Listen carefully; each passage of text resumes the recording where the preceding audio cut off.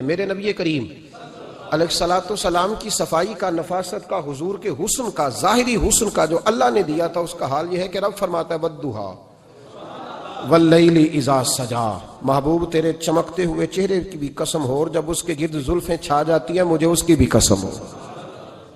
اور حضرت عبداللہ بن رواحہ نبی پاک کے صحابی ہیں، وہ فرماتے ہیں کہ حضور کوئی معجزہ نہ دکھاتے، نہ چاند توڑتے، نہ ڈوبا سورج موڑتے، نہ درختوں سے کلمہ پڑھواتے، کوئی معجزہ نہ دکھاتے، پھر بھی نبی پاک کا چہرہ اتنا خوبصورت تھا کہ لوگوں نے دیکھتے جانا تھا اور کلمہ پڑھتے جانا تھا۔ یہ حضور علیہ السلام کے ظاہری حسن کا حال تھا، لیکن اس کے باوجود اللہ کے محبوب آئینے کے سامنے کھڑے ہو کے کنگھی فرماتے تھے، تیل استعمال فرماتے تھے۔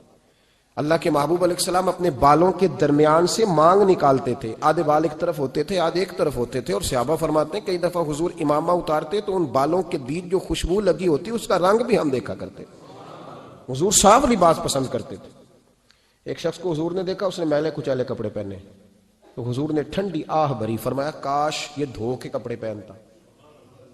ایک شخص کو دیکھا بال بکھرے ہیں، کنگھی نہیں کی، تو حضور فرمانے لگے کاش یہ کنگھی کر لیتا۔ نفاست پسند آدمی پہ نا بوجھ بنتا ہے۔ جو آدمی، آپ کو پتہ ہے کہ امام شافعی تو فرماتے ہیں جمعے والے دن غسل کرنا واجب ہے، مت غسل نہ کرے تو جمعہ ہی نہیں ہوگا۔ اگرچہ ہمارے امام صاحب کے نزدیک سنت ہے۔ یہ سنت کب بنا؟ ایک دن نہ بہت سارے لوگ اپنے اپنے کام سے اٹھے مسجد میں آ گئے، مسجد نبوی میں۔ کوئی کسان تھا تو کھیت سے اٹھ کے آ گیا، کوئی مزدور تھا تو مزدوری سے اٹھ کے آ گیا۔ تو مسجد میں جب بہت سارے لوگ جمع ہوئے نا، تو بعض لوگوں کو دقت محسوس ہوئی، تو رسول کریم علیہ السلام نے فرمایا کتنا ہی اچھا ہو کہ تم جمعے والے دن نہا کے آیا کرو۔ بس وہ صحابہ کا مزاج ہمارے والا نہیں تھا کہ تفصیل بتائیں، حکمت بتائیں، ملے گا کیا، ثواب کتنا، نہ نہائیں تو گناہ، یہ کوئی نہیں۔ حضور نے کہا کہ نہا کے آؤ تو کتنا ہی اچھا ہے۔ پھر کسی صحابی نے کبھی بھی بغیر غسل کیے جمعہ ادا ہی نہیں کیا۔ کسی نے بغیر غسل کے کبھی جمعہ ادا ہی نہیں کیا نا۔ اسلام بڑا خوبصورت دین ہے۔ حضور نے فرمایا جو کچا پیاز کھائے وہ مسجد نہ آئے، پہلے مسواک کرے، دانت صاف کرے، پھر آئے۔ نبی پاک صلی اللہ علیہ وسلم نے فرمایا جو کچی مولی کھائے مسجد نہ آئے۔ مولی کھانا جائز ہے، پیاز کھانا جائز ہے، لیکن منہ سے بدبو آتی ہے۔ نبی پاک علیہ السلام کا ظاہری حسن کیا بات ہے۔ میلاد مبارکہ میں نبی پاک علیہ السلام کی جو چیز بڑی کھل کے واضح ہوتی ہے وہ رسول اللہ کا حسن و جمال ہے۔ آپ کی والدہ سیدہ طیبہ طاہرہ حضرت سیدہ آمنہ رضی اللہ تعالیٰ، اماں جی کہتی ہیں کہ میرے محبوب جب میرے بطن اقدس میں آئے تو جو تکالیف عورتوں کو ہوتی ہے مجھے ان میں سے کوئی تکلیف بھی نہیں ہوئی۔ اور اماں جی کہتی ہیں مجھے کبھی کوئی سکل، کوئی بوجھ محسوس نہیں ہوا۔ اور فرماتی ہیں کہ جو ولادت کے وقت لوگوں کو، عورتوں کو تکلیف ہوتی ہے مجھے وہ بھی نہیں ہوئی۔ اور فرماتی ہیں کہ نبی کریم علیہ السلام پیدا ہوئے تو ہمیں حضور علیہ السلام کی ناف کو کاٹنا نہیں پڑا، ناف بریدہ پیدا ہوئے، ختنہ شدہ پیدا ہوئے۔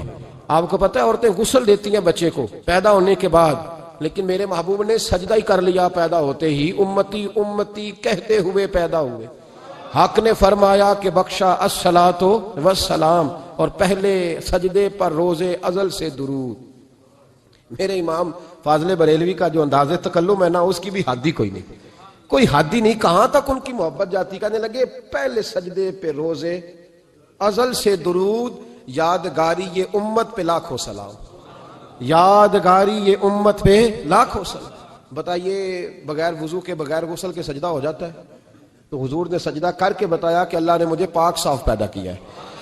نبی پاک صلی اللہ علیہ وسلم کی والدہ نے جب یہ باتیں ارشاد فرمائیں تو لوگوں نے پوچھا ان سے کہ اماں جی پھر آپ ایک جملے میں بتائیں کہ ماجرا سارا کیا تھا، آخر ایک ولادت تو ہوئی نا، آپ کے وجود اطہر سے ایک بچہ تو نکلا، تو یہ کیا تھا؟ تو سیدہ آمنہ فرمانے لگی خرج منی نور، بس میرے وجود سے ایک نور نکلا ہے، بس میرے وجود سے ایک، اور روشنی آتی جاتی ہے تو کسی کو تکلیف نہیں دیتی، ایک نور نکلا۔ میرے رسول کریم علیہ السلام کو ظاہری حسن بھی کمال دیا، اور پھر حضور کی نفاست پسندی، صفائی پسندی۔ نبی پاک جب بات کرتے تھے نا تو حضور کے دانتوں سے نور نکلتا تھا، اس کے باوجود حضور ہر وضو کے لیے مسواک کرتے۔ میں نے ہر نماز کے لیے نہیں کہا، میں اپنے لفظوں کا ذمہ دار ہوں۔ کس کے لیے بولے آپ حضرات؟ ہر وضو کے لیے، یعنی اگر نبی پاک نے وضو نماز کے لیے کیا تب بھی مسواک کی، اور اگر قرآن شریف کی تلاوت کے لیے کیا تو پھر بھی مسواک کی، کسی اور موقع کے لیے وضو فرمایا تو پھر بھی مسواک کی۔ اور سیدہ عائشہ فرماتی ہے جب بھی حضور گھر سے نکلنے لگتے پہلے مسواک فرماتے۔ حالانکہ رسول پاک کے دندان اقدس تو نور والے تھے، ضرورت ہی نہیں تھی ہماری تعلیم کے لیے نفاست پسندی. ایک بات میں نے شروع کرنی ہے پر آپ نے ناراض نہیں ہونا, پہلے وعدہ کر لیں. جڑے نہیں بولے انہوں نے کی ارادہ ہے ہو جانا ہے, چلو ہو جائے, کوئی گل نہیں, خیر ہے, ہو جائیں آپ ناراض. نبی پاک نے بڑی مونچھیں نہیں پسند کی, حضور کو اچھی نہیں لگتی تھی. ایک بات پوچھتا ہوں آپ سے, یہ درد دل ہے میرا اور صرف سمجھانے کے لیے عرض کر رہا ہوں, کوئی تنقید نہیں, اللہ تعالیٰ مجھے نیت کا وضو عطا کرے. ایک بات بتانا, اگر بہو کھانا پکا کے لائے اور سالن سے بال نکل آئے تو پھر اس کا کیا حال ہوتا ہے؟ کئی تو بوڑھے پلیٹ اٹھا کے دیوار میں مارتے ہیں, ایسا ہی ہوتا ہے نا, یہ کیا ہے؟ اور اگر کبھی روٹی سے نکل آئے تو بیوی صاحبہ کا کیا حال ہوتا ہے؟ یہ کوئی طریقہ ہے کھانا پکانے کا؟ اور اللہ تعالیٰ معاف کرے, اگر کبھی ہوٹل میں چلے جائیں امیر لوگ 15,000 کا ڈنر کرنے, تو وہاں کسی سالن کی پلیٹ سے بال نکل آئے تو پھر تو پیسے کیا دینے ہیں, پھر تو ان کو اور جرمانہ ہو جاتا ہے. یہ تو سارے بال نکل آئے تو مشکل, اور ویسے بھی جو نفاست ہے نا طبیعت کی, اس پر بوجھ بنتا ہے, بال کھانے میں ہو آٹے میں ہو تو بوجھ بنتا ہے. تو بڑی مونچھوں والا دوست بھائی بزرگ جب پانی پیے گا تو بال پانی میں جائیں گے کہ نہیں جائیں گے؟ حکیم اور ڈاکٹر کہتے ہیں کہ کینسر کے مرض کا خطرہ ہے. اب باقی بھی راضی نہ ہو, حضور نے بڑی مونچھیں بھی پسند نہیں کی اور چھوٹی داڑھی بھی پسند نہیں کی. حضور نے فرمایا داڑھیاں بڑھاؤ, مونچھوں کو پست کرو, مشرکین کی مخالفت کرو. اور ایک مقام پہ رسول پاک علیہ السلام نے یہاں تک فرمایا کہ جو مونچھیں پست نہیں کرتا وہ ہم میں سے ہے ہی نہیں. نے سخت لفظ. ایک صحابی تھے, آپ یقین کریں نا, کئی دفعہ دوستوں کو کہنا پڑتا ہے اور کئی دفعہ نا مجھے محسوس ہوتا ہے کہ یار ہم روز ہی کہتے ہیں, لیکن کہتے پتہ کیوں ہے کہ بوجھ بنتا ہے وہ بندہ جو اس طرح کی تباہ کے ساتھ آتا ہے, جو حضور نے پسند نہیں کیا. ایک شخص نبی پاک کے سامنے آیا, قاضی عبدالدائم دائم صاحب نے لکھا ہے, بڑی خوبصورت بات لکھی ہے. کہنے لگے حضور کے سامنے وہ اکثر آیا کرتا تھا تو مونچھیں بڑی تھی, حالانکہ داڑھی بھی بڑی تھی, مونچھیں بھی بڑی تھی. 2-4 دفعہ حضور نے باتوں میں تاۃ اللفظ سمجھایا. کچھ بندے نہیں سمجھتے, تاۃ اللفظ سمجھاؤ یا بڑا کھول کے سمجھاؤ پر بات سمجھنے کو تیار نہیں ہوتے. پتہ نہیں کیا ایسا حسن ہے بھئی, جو حسن نبی پاک نے پسند نہیں کیا وہ کبھی حسن ہو سکتا ہے, کبھی خوبصورتی ہو سکتی ہے. وہ کسی کا ذاتی کلچر تو ہو سکتا ہے پر دین کی تہذیب نہیں. نبی کریم علیہ السلام نے کئی دفعہ سمجھایا تو ان کی سمجھ میں بات نہ آئی. ایک دن وہ بیٹھے ہوئے تو حضور نے ایک صحابی سے فرمایا کینچی لاؤ. کہنے لگے میں سمجھ گیا کہ میرے ساتھ کچھ ہونے لگا ہے. ساتھ ہی حضور نے فرمایا ایک مسواک بھی لانا. کہنے لگے میں نے کہا بچت ہو گئی, میرے تو دانت صاف ہے. تو یہ شاید اس کی بات ہونے لگی ہے جس کے دانت بھی ٹھیک نہیں. دونوں چیزیں جب آ گئی نا تو حضور اٹھے اور نبی پاک نے مسواک ان کے ہونٹوں پہ رکھی. اسی سے آبی ہونٹوں کے اوپر مسواک رکھ کے تو اوپر سے حضور نے مونچھیں کاٹ دی. فرمایا یہ نہ ایسا کرو, یہ چیز مجھے پسند نہیں ہے. حضور نے نفاست پسندی کو. اب تو اللہ تعالیٰ خیر کرے, ملانگا آ گئے مارکیٹ میں, ملانگ, درویشی, فقیری, اور ان کے پاس رش بھی زیادہ ہے, ان کے درباروں پہ بھی رش زیادہ ہے. ہاں جی, کہتے ہیں حضرت صاحب درویش آدمی ہے. بھئی روٹی تو پورے ٹائم پہ کھاتا ہے, مونچھیں کٹوانے میں ہی درویش ہو گیا ہے. نہ بال کٹواتا ہے نہ مونچھیں کٹواتا ہے. یہ گرو نانک کی تعلیمات ہیں, یہ نبی پاک کی تعلیم نہیں. وجود کا کوئی بال نہ کٹوانا یہ سکھوں کا طریقہ ہے, مسلمانوں کا یہ انداز. یہ کدھر کی فقیری ہے؟ دین کوئی غلاظتوں والا ہے معاذ اللہ, کہ بابا کپڑے نہیں بدلتا, بابا غسل نہیں کرتا, بابا بال نہیں کٹواتا. بابا ہے, پاگل ہے. قطعی طور پر کوئی فقیری نہیں. فقیری صرف وہ ہے جو میرے نبی نے کیا ہے صلی اللہ تعالی. اس منبر پر بیٹھنا فقیری ہے چونکہ حضور ہر جمعے بیٹھا کرتے تھے. مصلی پہ نماز پڑھانا فقیری ہے چونکہ حضور ہر جمعے ہر 5 نمازوں کی حضور امامت فرماتے تھے. دین کی تبلیغ کرنا فقیری ہے جو میرے نبی پاک کیا کرتے. خلاف پیغمبر کسے راہ گزیر, وہ فقیری نہیں, وہ تماش بھی نہیں ہے, لوٹنے کا طریقہ ہے, اس کے علاوہ کوئی سٹائل نہیں. فقیری صرف وہ ہے جو رستہ میرے رسول پاک نے ہمیں عطا فرمایا, اس سے ہٹ کر کوئی فقر نہیں. میری بات کی سمجھ آ گئی آپ حضرات کو؟ نبی پاک علیہ السلام صاف لباس, اچھے کپڑے, اجلا انداز. اچھا, جو بات جہاں میں لے کے جانا چاہ رہا ہوں اس کو سمجھیں. ایک آدمی ظاہری طور پر بڑا خوبصورت ہو پر کپڑے میلے کچیلے پہنے, وہ بھی بندہ اچھا نہیں لگتا. ظاہری بھی حسن ہو, کپڑے بھی اس کے صاف ہوں, لیکن بولے سخت, باتیں ترش کرے, تلخ جملے بولے تو اس کی بھی ساری پرسنالٹی ڈیمیج ہو جاتی, ختم.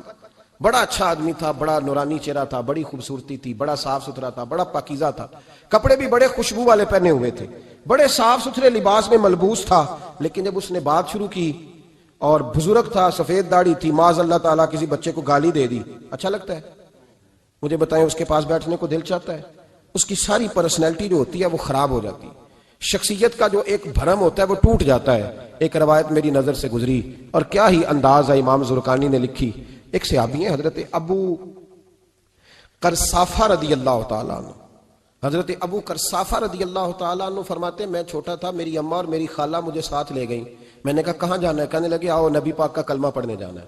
پڑھیے درود شریف صلی اللہ ہو، سارے پڑھیے، پھر پڑھیے ایک دفعہ صلی اللہ تعالی علیہ. حضور کا ذکر ہو تو فوراً درود پڑھنا چاہیے. نبی کریم علیہ السلام کی بارگاہ میں نا میری خالہ اور میری اماں دونوں مجھے ساتھ لے گئیں کلمہ پڑھنے. کہتے ہیں جب ہم حضور کی بارگاہ میں پہنچے، کلمہ پڑھا، واپس آئے تو میری اماں اور میری خالہ آپس میں بات کرنے لگی. میری خالہ کہنے لگی تو نے دیکھا ہے ان کا بولنا کتنا مزیدار تھا. میری خالہ کہنے لگی تو نے تو وہ دیکھا لیکن وہ جو غلام آیا تھا اس کے ساتھ ان کا رویہ کتنا پیارا تھا. تو نے دیکھا جب وہ کھانا کھا رہے تھے تو پہلا خیال انہوں نے ہمارا کیا.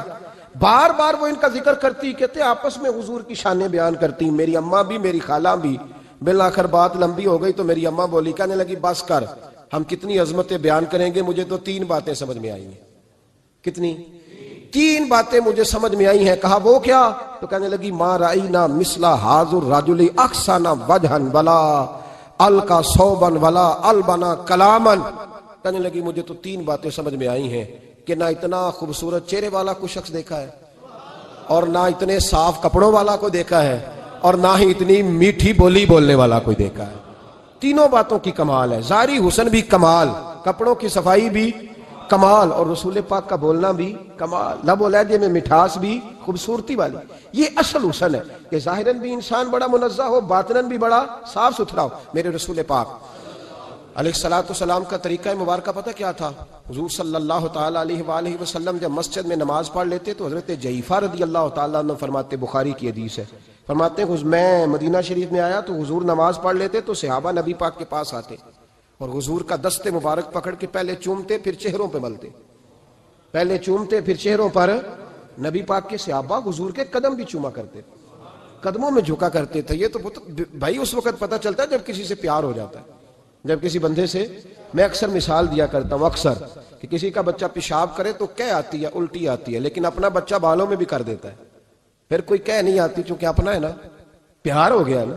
اب وہ کیفیت جب کسی سے محبت ہو جاتی ہے نا تو کچھ چیزیں صرف سمجھنے کی نہیں، کچھ چیزیں ایسی ہوتی ہیں جو محسوس کرنے والی ہوتی. اس نے کہا تھا عشق ایک ڈھونگ ہے، میں نے کہا تجھے عشق ہو خدا کرے، پھر کوئی تجھے اس سے جدا کرے، تو اسے تسبیحوں پہ پڑھا کرے، تو اسی کا نام جپا کرے، تو گلی گلی پھرا کرے، پھر میں کہوں کہ عشق ایک ڈھونگ ہے اور تو نہیں کہا کرے، پھر میں کہوں کہ عشق ایک ڈھونگ ہے اور تو. اس نے کہا تھا عشق ایک ڈھونگ ہے تو میں نے کہا تجھے عشق ہو خدا کرے. بھائی یاد رکھو جب انسان کو محبت ہوتی ہے تو پھر اس کے انداز بدل جاتے ہیں، اس کے طور طریقے تبدیل ہو جاتے ہیں. وہ میں اکثر ایک بات کہا کرتا ہوں، میں کہتا ہوں بچہ باہر سے برگر کھا کے آ جاتا ہے رات کو، اماں کہتی بیٹے روٹی کھا لو، کہنا تو گوبھی پکائی میں نہیں کھانی، حالانکہ برگر کھا آیا ہے، دور سے کھا آیا ہے. تو اماں اس کو کہتی ہے پھر میں سوئیاں نہ بنا دوں تھوڑی سی اپنے بیٹے کو، فٹافٹ چاول نہ تجھے ابال دوں، ساتھ میں باریک دال بنا دیتی. کہتا نہیں میری مرضی کا پکاتے ہی نہیں، میں نے نہیں کھانا. ایسے اب ابا جو ہے نا، ابا وہ اماں کو سمجھا رہا، کہتا چھڈ پر بھوک لگے گی تو آپ ہی کھا لے گا، تھوڑا ایڈی ٹینشن لے ایویں پہ تینوں ستاندا ہے. اماں کیا کہتی ہے؟ کہتی نہیں مجھے نیند نہیں آ رہی، کھائے گا تو سکون آئے گا. اب اس کو آپ لاکھوں دلیلیں دیں کہ سیاںا بیانا ہے، بچہ نہیں ہے، 22 سال کا ہے، 24 سال کا، چھوڑ تو کیا کر رہی ہے. لیکن اماں کو کوئی سمجھا سکتا؟ کیوں نہیں سمجھا سکتا کہ اسے اپنے بیٹے سے پیار بڑھائے. وہ کیا کرے، وہ مجبور ہے، اس کے دل کی کیفیت اس طرح کی ہے کہ کوئی دنیا کی طاقت اسے سمجھا سکتی، سوال ہی نہیں پیدا ہوتا کوئی اسے سمجھا سکے. یہ ممکن کیسے ہو، کیسے سکتا ہے؟ یہ محبت ہے. میرے رسول پاک علیہ السلام کے صحابی حضرت جعفر فرماتے ہیں میں حضور کی بارگاہ میں آیا تو صحابہ کیا کرتے؟ نبی پاک کا دست مبارک پکڑتے، پہلے چومتے پھر چہرے پہ ملتے. بخاری ہے. فرماتے میں نے کہا یہ کیا کر رہے ہیں؟ پھر اچانک میرا بھی دل کیا ذرا کر کے تو دیکھو، کچھ چیزیں چکھنے پہ پتہ لگتا ہے کتنی مزیدار ہے. کہتے میں بھی قریب گیا، حضور کے دست مبارک میں نے ہاتھ ڈالا. فرماتے ہاتھ پکڑا ہی تھا کہ نبی پاک کا ہاتھ برف سے بھی زیادہ ٹھنڈا. فرماتے ہیں پھر میں نے پکڑ کے چہرے پہ ملا تو کستوری سے زیادہ خوشبو آ رہی تھی دست مبارک. فرماتے ہیں اب میرا چھوڑنے کو دل ہی نہیں کر رہا تھا، اب میری طبیعت نہیں مان رہی تھی. میرے نبی کریم علیہ السلام اللہ کی دلیل ہیں، ہر پاکیزگی، ہر حسن، ہر کیف اللہ نے اپنے رسول کو عطا فرمایا. دنیا کی جتنی غلاظتیں تھیں جب کوئی حضور کے قریب جاتا تھا تو ساری غلاظتیں دور ہو جاتی. کما ارسلنا فیکم رسولا منکم یتلو علیکم آیاتنا ویزکیکم. اللہ فرماتے ہیں میرے محبوب تم پر میری آیتیں پڑھیں گے اور تمہیں پاک فرما دیں گے. تمہاری ساری ناپاکیاں نبی پاک دور کر دے، ہر غلاظت تم سے دور ہٹ جائے۔ ایک صحابی ہیں حضرت شیبہ بن عثمان رضی اللہ تعالی عنہ، وہ کہتے ہیں میرے والد کو اور میرے چچا کو مسلمانوں نے احد میں قتل کر دیا، میرے دل میں بڑا غصہ تھا، بڑا جلال تھا کہ کبھی مجھے موقع ملے تو میں بدلہ لوں گا۔ کہتے ہیں فتح مکہ کے بعد نبی پاک علیہ السلام حوازن کی جنگ کے لیے نکلے، مجھے پتا چلا حضور جا رہے ہیں، تو میرے اندر شعلے بھڑک رہے تھے انتقام کے۔ روز میں منصوبہ بندی کرتا، پلاننگ کرتا کہ کسی طریقے سے میں ان تک پہنچوں گا اور بدلہ لوں گا۔ کہتے ہیں نبی کریم علیہ السلام نہ حوازن کے لیے پہنچ چکے تھے، فرماتے ہیں میں بھی جنگ میں جا کے شریک ہو گیا، اور میں نے طریقہ اس طرح کا اختیار کیا کہ کسی طریقے میں حضور تک پہنچ جاؤں۔ سمجھ آ رہی ہے میری بات کی؟ نبی کریم علیہ السلام تک کسی طریقے پہنچ جاؤں۔ فرماتے ہیں لڑتے لڑتے، لڑائی کے دو طریقے ہوتے تھے، کبھی تو ایسے ہوتا تھا کہ ایک دو آدمی مل کے آپس میں لڑتے تھے، پھر گمسان کا رن پڑتا تھا، گھمبیر ہو جاتی تھی جنگ، سمجھ نہیں آتی تھی تیر کہاں سے آیا، نیزہ کہاں سے آیا۔ فرماتے جب گمسان کا رن پڑا نا، مجھے موقع مل گیا، میں حضور کے قریب پہنچ گیا۔ حضرت شیبہ بن عثمان رضی اللہ تعالیٰ عنہ کہتے جب میں پہنچ گیا تو میں نے نا دیکھا کہ اب حضور کے قریب لوگ نہیں ہیں۔ فرماتے میں نے نا فوراً تلوار اٹھائی، تلوار اٹھا کے میں حضور کو معاذ اللہ شہید کرنے ہی لگا تھا کہ ایک نور چمکا حضور کے سامنے۔ پڑھیے درود صلی اللہ علیہ وسلم۔ کہتے ایک نور چمکا، اتنی تیزی تھی اس نور میں کہ میری آنکھیں بند ہو گئی، میرے ہاتھ سے تلوار گر گئی، آنکھیں چندھا گئی میری۔ فرماتے تلوار میرے ہاتھ سے چھوٹ گئی۔ اب جب وہ روشنی مدھم ہوئی نا تو میں نے دیکھا نبی پاک سامنے کھڑے مسکرا رہے ہیں۔ میں نے کر دیا، آپ نے سن لی، ذرا دیکھو تو صحیح، جو تلوار لہرائے اسے دیکھ کے بھی کبھی کو مسکرایا ہے؟ جس نے تلوار نہیں لہرا دی، جو شہید کرنے ہی لگا تھا، پہنچ گیا تھا۔ لیکن یہ اخلاق میرے رسول پاک کا ہے صلی اللہ اعلیٰ حضرت فاضل بریلوی کا ایک شعر میں نے پڑھا۔ کئی کچھ چیزیں ایسی ہوتی ہیں جو بس نا وہ آتی تو سامنے ہیں لیکن وہ اتنا لطف دے جاتی ہیں کہ ٹھنڈا ہو جاتا ہے مزاج۔ رات کو میں شعر پڑھ رہا تھا اعلیٰ حضرت کا فاضل بریلوی رحمت، اور میں نے شعر پڑھا تو مجھے اچھا لگا سنانا۔ ایک دوست کو میں نے فون کیا، میں نے کہا یار ذرا شعر تو سن لے، یہ پہلی دفعہ نظر سے گزرا ہے، ابھی سیدھا سادہ لیکن روح تک اتر گیا۔ اعلیٰ حضرت فرمانے لگے نبی پاک کے بارے میں، فرمانے لگے سیدھی سیدھی روش پر کروڑوں درود، سیدھی سیدھی روش پر، بالکل سیدھی ہے حضور کی باتیں، کسی پیچیدگی کی ضرورت نہیں۔ کہنے لگے سیدھی سیدھی روش پر کروڑوں درود، سادی سادی طبیعت پہ لاکھوں سلام، سادی سادی طبیعت پہ سیدھی سیدھی روش پر کروڑوں درود اور سادی سادی طبیعت پہ لاکھوں سلام۔ میرے نبی کریم صلی اللہ علیہ وسلم مجھے دیکھ کے مسکرائے، اور فرمایا جب حضور مسکرائے نا تو میں نبی کریم علیہ السلام کو دیکھ کے حیران ہوا کہ میں نے تلوار تانی تھی اور حضور نے مسکرانا شروع کیا۔ فرماتے اب حضور نے مجھے بلایا، آواز کے ساتھ نہیں بلایا، حضور نے اشارہ کیا یوں کر کے، فرمایا ادھر آؤ نا۔ فرماتے مجھے اب یہ بھی سمجھ نہیں آئی کہ کس نے مجھے اٹھا کے حضور کے قریب کر دیا۔ فرماتے میں نبی کریم کے قریب گیا تو حضور نے میرے دل پر 3 تھپکیاں دی، ایک تھپڑ ہوتا ہے ایک تھپکی ہوتی ہے، پتہ ہے نا فرق کا؟ ایک تھپڑ کو مارے تو جلال آتا ہے اور تھپکی دے تو پیار آتا ہے۔ کہتے ہیں حضور نے 3 تھپکیاں دی اور دی بھی میرے دل پر، 1 پھر 2 پھر 3۔ کہتے ہیں پہلی تھپکی دی تو میرے اندر سے کفر نکل گیا، دوسری تھپکی دی تو میرے اندر ایمان داخل ہو گیا، اور تیسری تھپکی جب نبی پاک علیہ السلام نے دی تو مجھے ہر چیز سے بڑھ کر رسول اللہ سے پیار ہو گیا، محبت ہو گئی نبی کریم سے۔ آپ فرماتے ہیں اب حضور نے نا فوراً میرے ہاتھ میں تلوار تھمائی، فرمایا پہلے تو ہمارے خلاف لڑ رہا تھا، تلوار پکڑ، اب ہماری طرف سے لڑ، تلوار پکڑ اور لڑ۔ آپ فرماتے ہیں میں اتنا لڑا کہ جو حضور کا دشمن سامنے آتا میں گلا کاٹ دیتا، جو آتا میں اس کے ٹکڑے کر دیتا۔ فرماتے ہیں پہلے میں باپ کا بدلہ لینے آیا تھا اور اب میرا یہ حال ہے کہ اگر میرا باپ بھی سامنے آئے گا تو میں اس کا بھی گلا کاٹ دوں گا، لیکن حضور کے قریب کسی کو جانے نہیں دوں گا۔ حضرت شیبہ بن عثمان کہتے ہیں جنگ ختم ہو گئی، حضور خیمے میں گئے، میں بھی گیا، اب نبی پاک لوگوں سے باتیں کر رہے ہیں، حضور لوگوں سے باتیں کر رہے ہیں، میں ایک کونے میں بیٹھا سوچ رہا ہوں کہ میں تو بدلہ لینے آیا تھا، یہ میرے ساتھ ہوا کیا؟ حضور لوگوں سے باتیں کرتے جا رہے ہیں، میں سوچتا جا رہا ہوں کہ میں تو انتقام لینے آیا، یہ کیا معاملہ ہوا؟ کہتے محبوب نے اچانک میری طرف نظر اٹھائی اور فرمانے لگے شیبہ ایک ارادہ تو نے کیا تھا جو غلط تھا، اور ایک ارادہ میرے رب نے کیا ہے اور تیرے اوپر فضل فرما دیا ہے۔ فرماتے حضور نے اب مجھ سے فرمایا کوئی خواہش ہو تو بتاؤ، مانگ لو کچھ مانگنا ہے تو۔ میں نے عرض کی یا رسول اللہ میری بخشش کی دعا کر دیں، بڑا میرا خوفناک ماضی ہے، میں اسلام کا بڑا دشمن رہا ہوں، حضور دعا کر دیں یاد ماضی عذاب ہے یا رب، چھین لے مجھ سے حافظہ میرا، یا رسول اللہ بڑے گناہ ہیں میرے، دعا کر دیں۔ کہتے میں نے دعا کے لیے کہا اور حضور پھر دوسرے لوگوں سے باتیں کرنے لگ گئے، کبھی اس سے کبھی اس سے کبھی اس سے۔ میں سوچنے لگا کہ میری بات کا کوئی جواب ہی نہیں آیا۔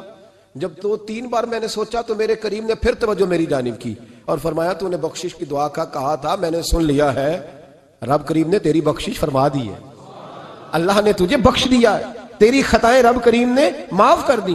نبی پاک کے دست مبارک کی برکت، رسول پاک۔ ایک صحابی تھے حضرت فرقد ان کا نام تھا رضی اللہ تعالی۔ پہلے نا میں جب گفتگو کیا کرتا تھا نا تو میں صحابہ کا نام نہیں لیتا تھا، میں کہتا تھا ایک صحابی فرماتے ہیں، چونکہ صحابہ کے نام مشکل تھے، لوگوں کو یاد نہیں رہتے۔ ایک دن میرے دل میں خیال آیا کہ نام لیں گے نہیں تو انہیں آئیں گے کیسے، چلو خود کسی کو یاد ہو جائے گا۔ مجھے اچھا لگا، پچھلی دفعہ میں نے حضرت سعد بن ناجیہ کا نام لیا تو مجھ سے میرے دوستوں نے کہا ذرا لکھ کے دیں کیا نام تھا۔ مجھے خوشی ہوئی کہ یار اگر یہ لفظ کہے جائیں گے تو لوگوں کو دلچسپی ہوگی۔ حضرت فرقد ایک صحابی تھے اور یہ وہ صحابیاں جنہوں نے حضرت عمر کے زمانے میں موصل کا علاقہ فتح کیا تھا، بڑے دلیر تھے، ان کی 4 بیویاں تھیں۔ وہ کہتے ہیں جب بھی یہ گھر میں آتے تو خوشبو اتنی اعلیٰ لگا کے آتے کہ ہم حیران ہو جاتی۔ عورتیں زیادہ تیاری کرتی ہیں نا مردوں سے کہ نہیں؟ کیا آج کل مرد زیادہ کرتے ہیں؟ چلو میں درد چھوڑو، میں اپنی اصلاح کر لوں۔ تسی دوواں گلاں تے انجن کیتا ہے، اب پتہ نہیں سچ کیا ہے، کون زیادہ تیاری کرتا ہے؟ چلو بیٹھے جو مرد نے، ویسے میرے پاس جو اخباری تراشے ہیں ان میں یہ لکھا ہے کہ آج کل مردوں کے میک اپ پہ زیادہ خرچ آنے لگا ہے، یہ تحقیقی رپورٹ ہے۔ اور پاکستان میں سب سے زیادہ جو اخراجات ہیں وہ میک اپ کے سامان کے ہیں۔ پہلے لڑکیاں بیوٹی پارلر جاتی تھی، اب لڑکے بھی جاتے ہیں۔ پہلے صرف دلہن جاتی تھی، اب سارا خاندان جاتا ہے۔ اللہ تعالیٰ معاف کرے۔ اس کے باوجود بڑی غربت ہے ملک میں، پریشانی بھی بڑی ہے، اس کے علاوہ ہمیں غریبوں کا درد ہے، اس کے باوجود ہم لوگوں کی مدد کرنا چاہتے ہیں۔ پتہ نہیں کیا ترجمہ کیا ہم نے غریب پروری کا، کیا معنی بنایا، اللہ ہی بہتر جانتا ہے کہ وہ چیزیں جن کی بالکل حاجت نہیں، بالکل ضرورت نہیں، ان پر لاکھوں لٹا کے کہتے ہیں وہ دیکھو بیچارے کو روٹی نہیں مل رہی۔ تو بھائی آپ مہربانی کرتے خالی کنگھی کر لیتے، باقی پیسے غریب کو دے دیتے۔ لیکن چلے معیار ہے نا ہمارا، اپنا معیار ہے، اس پر میں جاتا نہیں، بات نہیں کرتا۔ نبی کریم علیہ الصلوۃ والسلام کہ صحابی ان کی ازواج کہتی ہیں کہ اب عورتیں زیادہ تیاری کیا کرتی تھیں، لیکن وہ جب گھر آتے نا تو اتنی خوشبو لگاتے، کہتی ہم چاروں مل کے کوشش کرنے لگی، ڈھونڈنے لگی کہ وہ خوشبو کا پتہ کریں جو یہ لگاتا ہے۔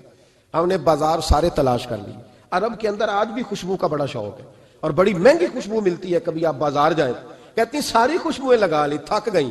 ایک دن چاروں سوتنے مل کے بیٹھی، کہنے لگی ہم نہیں اس کا مقابلہ کر سکتے، آج پوچھ لے کہاں سے خوشبو لگاتا ہے، پوچھ ہی لیتے ہیں، چلو بات ہی ختم ہو جائے، پوچھ لیں۔ یہ ہم جتنی مرضی آلہ لگائیں، جب یہ آ جاتا ہے نا، کچھ لوگ میرے محفل ہوتے ہیں، جہاں آ جاتے ہیں وہاں چھا جاتے ہیں، تو یہ جب آتے ہیں تو چھا ہی جاتے ہیں۔ کیا کریں، اس طرح کا میرے محفل ہے، کیا کریں اس کا؟ فرمانے لگی ایک دن چاروں سوتنوں نے مل کے ان کو بٹھا لیا، کہنے لگی بتاؤ تو صحیح خوشبو کون سی لگاتے ہو؟ کہنے لگے کوئی بھی نہیں، کبھی لگائی نہیں، آج تک نہیں لگائی۔ تو کہتے ہیں بیویاں کہنے لگی صحابہ تو غلط بیانی نہیں کرتے، پر آپ کیا بات کر رہے ہیں، یہ کیسے ہو سکتا ہے کہ آپ آتے ہیں تو ہم حیران ہو جاتی ہیں۔ فرمانے لگے جس دن کی تم لگی ہوئی ہو نا میری خوشبو کا مقابلہ کر دے، مجھے پہلے دن کا پتا ہے۔ تو میں نے کہا چلو زور لگا ہی لیں، دیکھ ہی لیتے ہیں کہاں تک بات جاتی ہے تمہارے پاس، جتنا زور لگا لو۔ بہرحال میں اللہ کی قسم اٹھا کے کہتا ہوں کبھی نہیں لگائی۔ تو بیویاں کہنے لگی پھر بتا تو صحیح، تو ایک دلیر آدمی ہے، اور جو دلیر لوگ ہوتے ہیں وہ خوشبوؤں کے اور کپڑوں کے اور ان چیزوں میں زیادہ وقت نہیں لگاتے، ان کے تو مشن اور طرح کے ہوتے۔ آپ تو مجاہد قسم کے آدمی ہیں پر ہر وقت خوشبو آتی ہے۔ تو حضرت فرقد رو پڑے، کہنے لگے بیمار ہو گیا تھا، لاچار ہو گیا تھا، حکیموں طبیبوں نے انکار کر دیا، وجود پر میرے آبلے نکل آئے، پھنسیاں بن گئی، ان میں پیپ بھر گئی، بیٹھ نہیں سکتا تھا، اٹھ نہیں سکتا تھا۔ جب تھک گیا نا تو دروازہ رسول پہ چلا گیا، جب تھک گیا طبیبوں کا تھکایا ستایا حضور کی بارگاہ میں، کہا محبوبہ دیکھے تو صحیح میرا کیا حال ہے۔ حضور ذرا دیکھے، چل نہیں سکتا، سو نہیں سکتا، بیٹھ نہیں سکتا، تیرے علاوہ غم کسے بتاؤں۔ کہتے ہیں حضور نے فرمایا 70 ڈھانپ لے، باقی سارے کپڑے اتار دے۔ 70 ڈھانپ لے، کہتے ہیں ٹخنوں سے لے کر ناف تک میں نے 70 ڈھانپ لی، باقی سارے کپڑے اتارے۔ حضور کیا کریں گے؟ فرماتے ہیں نبی پاک نے دست مبارک اٹھایا، برف سے ٹھنڈا، کستوری سے زیادہ مہکنے والا، فرماتے ہیں پورے وجود پر میرے حضور نے دست مبارک ایک دفعہ لگا دیا، اب جدھر جدھر سے گزرتا ہوں ساری دنیا خوشبو سے بھر جاتی ہے۔ یہ نبی پاک کا دیا ہوا نور ہے، یہ حضور کی عطا کردہ شفا ہے، یہ رسول پاک کے حسن کی خیرات ہے۔ ایک شاعر نے ایک فکرہ کا کمال کر دی، کہنے لگا ظلمت کو ان کے نور نے کافور کر دیا، جس پر پڑی نظر اسے بھی نور کر دیا۔ رسول پاک علیہ السلام کے دست خیر میں وہ برکات تھی۔ حسن کی دو قسمیں ہوتی ہیں، ایک حسن ہوتا ہے ملمہ سازی والا، بیوٹی پارلر والا، ایک حسن ہوتا ہے باطن کا۔ بچے پتہ کیوں خوبصورت ہوتے ہیں؟ اس پر علماء مناطقہ نے بحث کی ہے، محدثین نے لکھا ہے۔ بچہ گدھے کا بھی ہو تو پیارا لگتا ہے، چھوٹا بچہ اگر اس کا رنگ بہت گورا نہ بھی ہونا، صرف چھوٹا ہو، وہ پیارا لگتا ہے، اس میں ایک جاذبیت ہوتی ہے۔ اس پر ہمارے مفسرین نے، محدثین نے، علماء مناطقہ نے ایک بحث کی ہے۔ وہ کہتے ہیں اصل بات یہ ہے کہ بچے جھوٹ نہیں بولتے، بددیانتی نہیں کرتے، دھوکہ نہیں کرتے۔ یہ جو اندر کی عیاریاں ہوتی ہیں نا، چہرہ بھی خطرناک کر دیتی ہیں، اور جب اندر حسن ہوتا ہے تو باہر بھی حسن ہی ہوتا ہے۔ بچے میں کوئی مکاری عیاری نہیں ہوتی، فساد نہیں ہوتا، نیت میں فطور نہیں ہوتا، کسی کو لوٹنے کا ارادہ نہیں، کسی کو شیشے میں اتارنے کا پروگرام نہیں بتاتا۔ بچہ چرب زبان نہیں ہوتا، اس کو طریقہ نہیں ہوتا، وہ لوگوں کو قائل کرنے کے ہر وقت دوڑتا نہیں، الٹی سیدھی گیمیں نہیں چلاتا، کیونکہ اندر حسن ہوتا ہے تو وہ حسن اس کے چہرے پر معصومیت بن کے آتا ہے۔ سمجھ آ رہی ہے میری بات کی؟ اس کی دلیل میرے رسول پاک علیہ السلام نے بخاری میں فرمایا اللہ کا ولی وہ ہے جس کا چہرہ دیکھو تو اللہ یاد آ جائے۔ اب یہاں یہ نہیں فرمایا گورا چٹا ہو، خوبصورت ہو، بس اس کے چہرے میں معصومیت ہوتی ہے، وہ سچا ہوتا ہے، وہ کھرا ہوتا ہے، اس کا حسن چہرے پہ آتا ہے۔ میرے رسول کریم علیہ السلام کا جو حسن تھا نا، وہ اندر کی صداقت کی روشنی تھی، وہ اندر کے کیف کا نور تھا جو حضور کے چہرے پر عیاں ہوتا تھا۔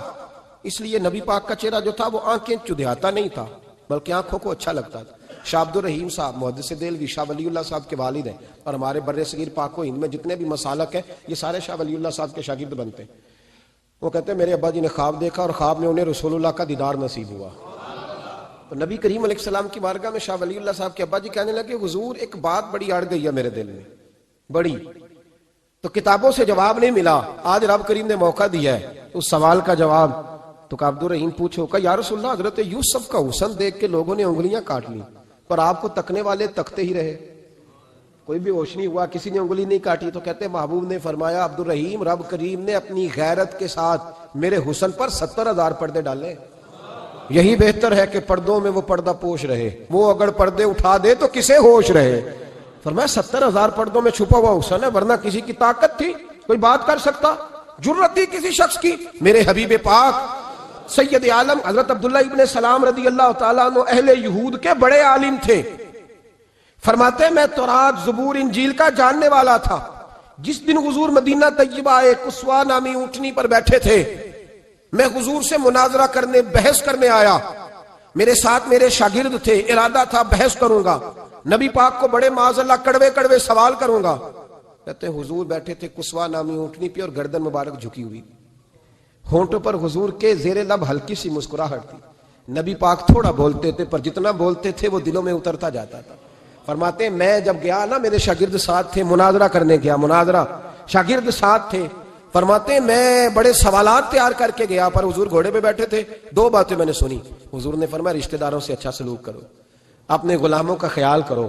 کہتے ہیں وہ شاگرد مجھے دھکے دینے لگے، کہنے لگے چل استاد جی آگے ہو، کرو سوال، چلو نا آگے بڑھو نا آگے۔ یہ کئی دفعہ نعرے لگانے والے بھی مروا دیتے ہیں نا، چلو نا چلو آگے، چلو بڑھو آگے، کرو بات، آؤ نا۔ کہتے میں ذرا آگے بڑھا، دھکا دیا انہوں نے۔ فرماتے میں آگے بڑھا اور میں نے قریب محبوب کے قریب جا کے کہا حضور مجھے کلمہ پڑھا دے، میں مسلمان ہونے آیا ہوں۔ یعنی عام آدمی تو قائل ہو جاتا ہے، عالم اور تورات زبور انجیل کا جاننے والا، حضور کلمہ پڑھائیں۔ کہتے میں واپس آیا نا کلمہ پڑھ کے، تو شاگرد کہنے لگے استاد جی آپ تو مناظرہ کرنے آئے تھے، یہ کیا ہوا؟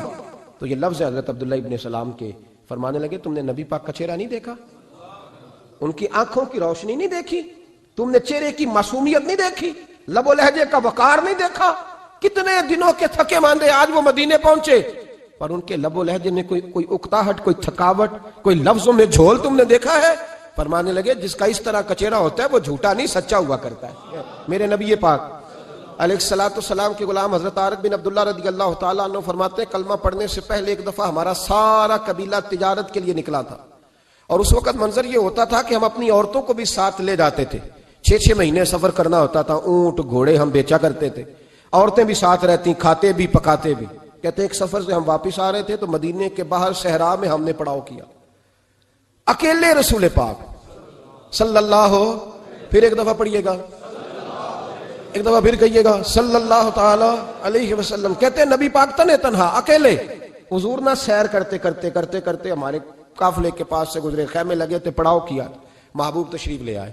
کہتے ہیں حضور سید عالم صلی اللہ تعالی وسلم تشریف لائے. کوئی قبیلے میں سے, قافلے میں سے حضور کو جانتا نہیں تھا. ایک سرخ رنگ کا اونٹ تھا ہمارے سردار کا جو بکنے سے رہ گیا تھا, بڑا خوبصورت. کہتے ہیں نبی پاک کو پسند آ گیا. حضور پوچھنے لگے تم کون ہو؟ کہا جی مسافر ہے. کہاں سے آئے ہو؟ فلاں جگہ سے آئے ہیں. کس لیے آئے ہو؟ ہم تجارت کی غرض سے نکلے. اونٹ بیچو گے؟ بیچنا ہے. کتنے کا؟ سودا طے ہوا. اس نے کہا اتنے لینے, حضور نے کہا اتنے دینے ہیں. بات طے ہو گئی. کہتے ہیں لگام حضور نے پکڑی اور فرمانے لگے وہ سامنے میرا شہر ہے جس کا نام مدینہ, وہ میرا شہر ہے. میں ابھی مدینے جاتا ہوں, اپنے غلام کو بھیجتا ہوں اور تمہیں آ کے نہ قیمت دے جاتا ہے. محبوب گھوڑے کی لگام تھا, اونٹ کی لگام تھا میں, نکیل تھا میں, اونٹ تھا سرخ رنگ کا. حضور لے کے جب نکلے نا, تھوڑا سا چند قدم آگے گئے تو ان میں سے ایک شخص بولا, کہنے لگا سردار اب سیانے لوگ ہیں, سمجھدار ہیں. اس شخص کا نام پوچھا آپ نے, قبیلہ پوچھا ہے, ایڈریس کا پتہ ہے, پتہ ہے کہاں رہتا ہے, اتنا قیمتی اونٹ دے دیا. سردار بھی کہنے لگا, سارے کہنے لگے یار ان کی باتوں میں اتنی لذت تھی, ان کے گفتار و رفتار اتنی باوقار تھی, مزیدار تھی کہ ہوش ہی کوئی نہیں رہا. بھئی ہم پرانے تاجر ہیں, کبھی اس طرح کا سودا کیا ہی نہیں جس طرح کا آج ہو گیا. اوہو واقعی کچھ نہیں یاد رہا, کوئی سمجھ نہیں آئی. وہ ابھی نظر آ رہے, ایک آدمی دوڑ کے جاؤ, دوڑ کے اور جا کر کے نا ان سے کہو, بڑی جائز بات ہے, وہ ناراض بھی نہیں ہوں گے. ان سے ایک شخص کہو کہ بھئی اونٹ دے جاؤ, پیسے لے آنا اور اپنا مال لے جانا, دوڑ کے جاؤ. ایک شخص دوڑنے لگا تو سردار کی بیوی خیمے کے اندر تھی, پردے کے پیچھے سے بولی, کہنے لگی خبردار کوئی پیچھے نہ جائے, اگر پیسے مل گئے تو ٹھیک ہے, نہ ملے تو میں دے دوں گی, کوئی پیچھے نہ, کوئی نہ جائے پیچھے. سردار کہنے لگا تو جانتی ہے؟ کہنے لگی نہیں. کہا گارنٹی کیوں دے رہی ہے؟ تو کہنے لگی تم نے ان کا چہرہ نہیں دیکھا, تم تو سودے کر رہے تھے, میں پردے کے پیچھے سے دیکھ رہی تھی. پیر مہر علی شاہ صاحب کو کسی نے کہا تھا نبی پاک کا حلیہ بیان کرے, بتائیں حضور کے کان مبارک کیسے تھے, آنکھیں کیسی تھی, ناک مبارک کیسی تھی, بینی مبارک کیسی تھی. تو پیر مہر علی شاہ صاحب کہنے لگے کوئی مثل نہیں ڈھولن دی. کہنے لگے مجھ سے نہیں بیان ہوتا حضور کا حلیہ, کوئی مثل نہیں ڈھولن دی. تو چپ کر مہر علی, ایتھے جا نہیں ہوں بولن دی, بس کر, تو بیان کر سکتا ہے اتنی طاقت. اعلیٰ حضرت نے کہا لم یاتی نذیر کفی ناظرن مثلے تو نشد پیدا جانا. کہا حضور مثال تو تب آپ کی بنے گی نا, کوئی آپ کی طرح کا پیدا تو ہوگا, تبھی مثال بنے گی, تو جب ہوا ہی نہیں تو مثال کیسے بنے گی. کہنے لگی کوئی نہ جائے, نہ پیسے آئے تو میں دے دوں گی. میں تو پردے کے پیچھے سے دیکھ رہی تھی, ان کے چہرے کا وقار دیکھا, ان کی آنکھوں کی روشنی دیکھی, ان کے لفظوں کا حسن دیکھا. تم 50 باتیں کرتے تھے, وہ ایک جواب دیتے تھے اور گنے چنے لفظ بولتے تھے. ان کی سادگی کا وقار دیکھا. جانے دو, نہ پیسے آئے تو میں دوں گی. کہتے ہیں حضور گئے, تھوڑی دیر کے بعد ایک کالے رنگ کا حبشی غلام آیا, پیسے بھی پکڑے اور اپنی چادر میں نا کھجورے باندھ کے تو پیچھے ڈالی ہوئی. اور دیہاتی لوگ پیچھے نہیں ڈال لیتے, کھجورے ڈال کے پیچھے. کہتے ہیں وہ آئے اور ان کے آنے کا انداز بھی بڑا نرالا تھا. کہتے ہیں وہ جھومتے جھومتے اللہ کا ذکر کرتے, اللہ الصمد کرتے پہنچ گئے اور آگے کہنے لگے تم سے میرے نبی نے اونٹ خریدا ہے؟ تم سے؟ کہا ہم سے خریدا ہے. کہنے لگے یہ تمہارے پیسے, اور پھر چادر کھول کے صحرا پہ بچھا دی. کہنے لگے یہ تمہارے پیسے اور کھجورے کھاؤ, میرے نبی نے تحفہ بھیجا ہے, کھاؤ حضور نے تحفہ بھیجا ہے.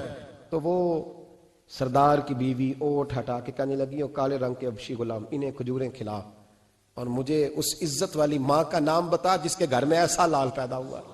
انہیں کھجوریں کھلا اور مجھے اس عظمت والے باپ کا نام بتا جس کے گھر میں ایسا پھول کھلا ہے. وہ قبیلہ تو بتا تو صحیح, وہ کون تھے. 2 گھڑیاں رکے ہیں پر خوشبو ہی پھیل گئی ہے, رنگ ہی بدل گیا. تار کوئی مثل نہ ڈھولن دی, تو چپ کر مہر علی, ایتھے جہاں نہیں ہوں بولن دی.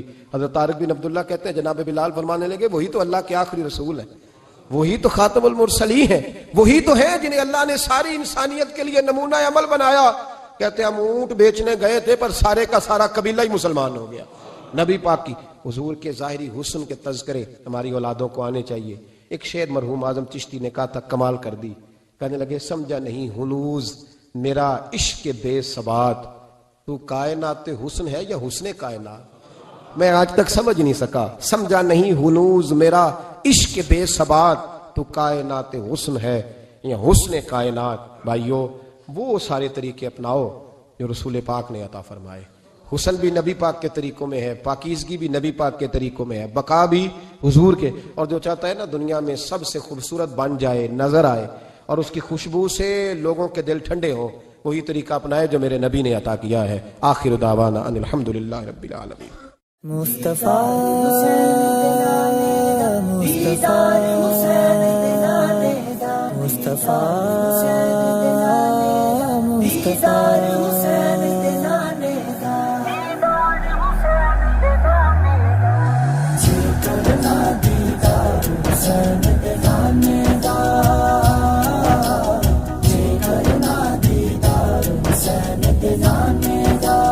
ہو جائے عاشق یار حسین دے نانے دا.